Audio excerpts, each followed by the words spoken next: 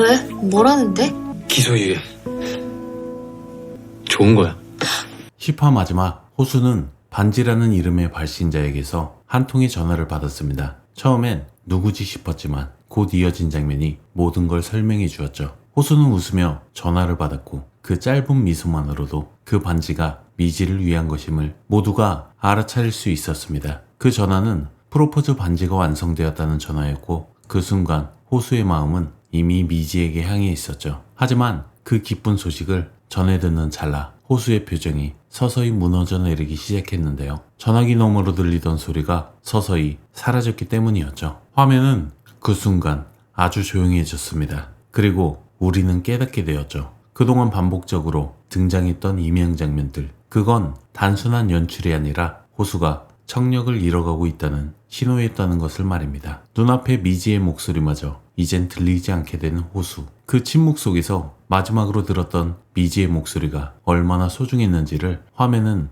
미지가 하는 혼잣말을 비춰줌으로써 더 깊이 전해주고 있었습니다. 그리고 그 장면이 10화의 마지막에 다시 반복된 이유는 분명했는데요. 시청자에게도 호수의 마음을 똑같이 느끼게 하려는 연출이었던 것이었죠. 들리지 않는 순간이 오히려 호수의 내면은 가장 많은 말을 하고 있었던 장면이었습니다. 하지만 여기서 의문이 드는 장면은 그 다음 장면이었는데요. 호수가 충구를 찾아갔던 그날, 충구는 예상과 달리 호수의 청력을 걱정해주는 듯한 진심 어린 눈빛을 보였고 호수에게 전화가 왔을 때 그 역시 웃으며 전화를 받았다는 점이 이상해 보였죠. 그때의 대화 속 안 그래도 궁금했다는 말, 그건 어쩌면 호수의 귀 상태에 대한 직접적인 걱정이었는지도 모릅니다. 조용히 아무 말 없이 호수의 이상을 눈치채고 있던 충구. 그는 알고 있었던 것만 같은데요. 사람은 말을 하지 않아도 표정과 침묵으로 많은 것을 말하고 있다는 걸 제대로 보여준 장면이었죠. 그리고 미지의 서울의 마지막은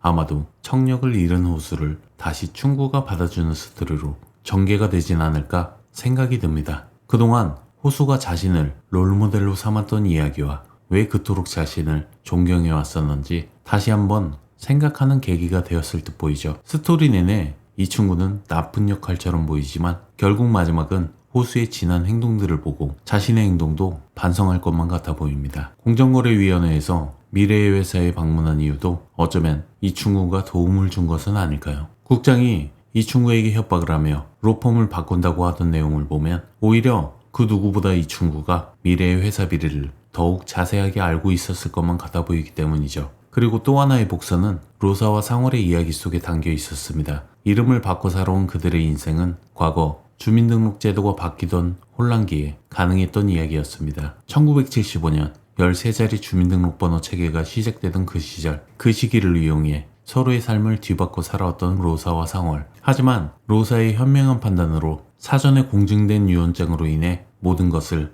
원래 자리로 되돌려 주었죠. 결국 해당 사건은 기소유예로 마무리되었는데요. 죄는 있지만 처벌하지 않겠다는 의미의 기소유예. 호수는 그것을 좋은 결과라 말했고 그 말에 미지와 성월은 진심으로 안도하는 표정을 지었습니다. 그리고 그들은 작은 축하 파티를 준비했죠.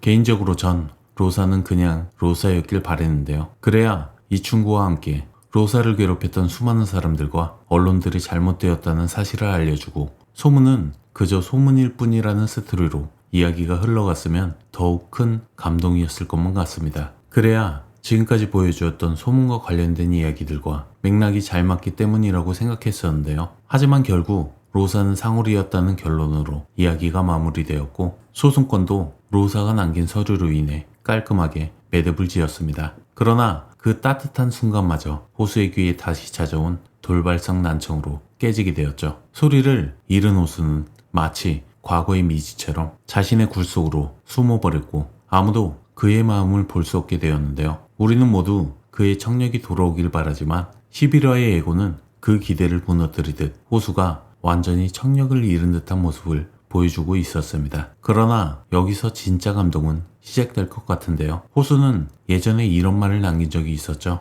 사람이 말을 못할 땐 그만한 이유가 있기 때문이야. 그 말은 미지가 미래인 척할 때 조용히 지켜봐 주던 호수가 한 말이었고 그렇게 미지는 호수의 귀가 잘못된 것을 알고도 호수에게 아무 말도 하지 않을 듯 보이죠. 갑자기 다시 나타난 돌발성 난청으로 인해 호수는 청력을 잃어버렸고 과거에 마음껏 뛸 수 있던 다리를 잃어버렸던 미지의 모습과 같이 호수도 자신의 굴 속에 들어가 모습을 드러내지 않았는데요. 하지만 호수도 미지가 진실을 말해주길 기다려왔던 것처럼 미지도 호수가 이겨내고 굴 속에서 다시 나오길 기다려주고 호수가 먼저 스스로 말해주길 기다려줄 듯 보입니다. 그리고 설령 호수가 앞으로 진짜로 소리를 듣지 못하게 된다 하더라도 큰 문제는 없어 보입니다. 로사가 상월에게 글을 읽어주던 것처럼 이젠 미지가 호수에게 세상의 모든 소리를 읽어주는 사람이 될 것이기 때문이죠. 그리고 예고편에서 미래는 또 다른 상황을 맞이했습니다. 회사에서는 성추행 건으로만 신고를 했던 미래였는데 정작 공정거래위원회에서 시향건설 특혜건에 조사가 나왔었죠. 테이도 그 상황을 모르는 눈치였던 것을 보면 진짜로 의외의 인물인 이 친구가 해당 내용을 고발한 인물일 것만 같습니다. 한편 두손리에서 찾아온 세진은 미래를 주변 사람들에게 전부 눈도장을 찍게 해주곤 마지막에 이민 프로포즈를 해버렸는데요. 시향건설 특혜건 조사가 나오던 장면에서 미래만 없었고 미래가 두손리에 찾아간 장면을 보면 미래는 결국 세진이 찾아온 이후에 성추행 사건을 마무리 짓고 세진과 함께 일을 하기 위해서 찾아간 듯한 모습이었습니다. 자신이 틀리다 하더라도 한번 끝까지 해보고 싶다 말하는 미래는 결국 자신을 믿어보기로 한 모습처럼 보였는데요. 항상 오프닝과 마지막에 등장한 미래와 미지의 이름이 적힌 나무 의자를 보면 나란히 놓여있는 두 의자는 유미래와 유미지가 본질적으로는 같은 뿌리를 가진 인물임을 나타냅니다. 하지만 흰색 의자는 깨끗하고 반듯하지만 어딘가 공허하고 준비된 느낌, 완벽해 보이려 하는 모습처럼 보이기도 하는데요. 갈색 의자는 오래됐고 낡아 보이지만 삶의 흔적이 담긴 미지가 살아온 시간의 무게를 직접적으로 보여준 장면이기도 했습니다.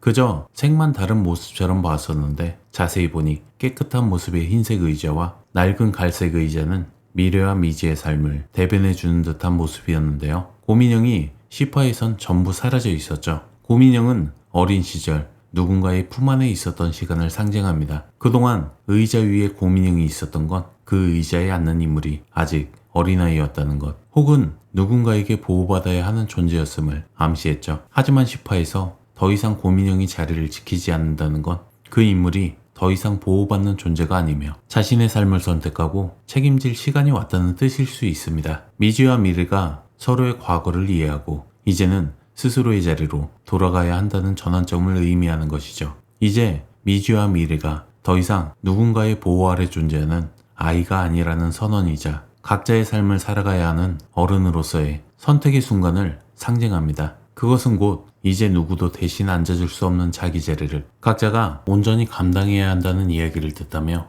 흰색의 미래, 갈색의 미지, 모양은 비슷해도 결이 다르고 닿은 시간과 사람의 무게가 다르기에 결국은 각자의 자리에서만 온전히 빛날 수 있음을 드라마는 그 낡은 의자 두 개로 보여주고 있었던 것과 같아 보입니다. 그리고 그 메시지는 시청자들에게도 던지는 이야기일 수 있습니다. 보호받던 자리에서 나와 스스로 삶을 책임지는 순간, 그리고 아무도 대신해 줄 수 없는 자신의 의자에 앉을 시간을 말이죠. 오늘의 이야기는 여기까지이며 이야기가 공감이 되셨다면 구독, 좋아요 부탁드립니다. 지금까지 메가무비였습니다.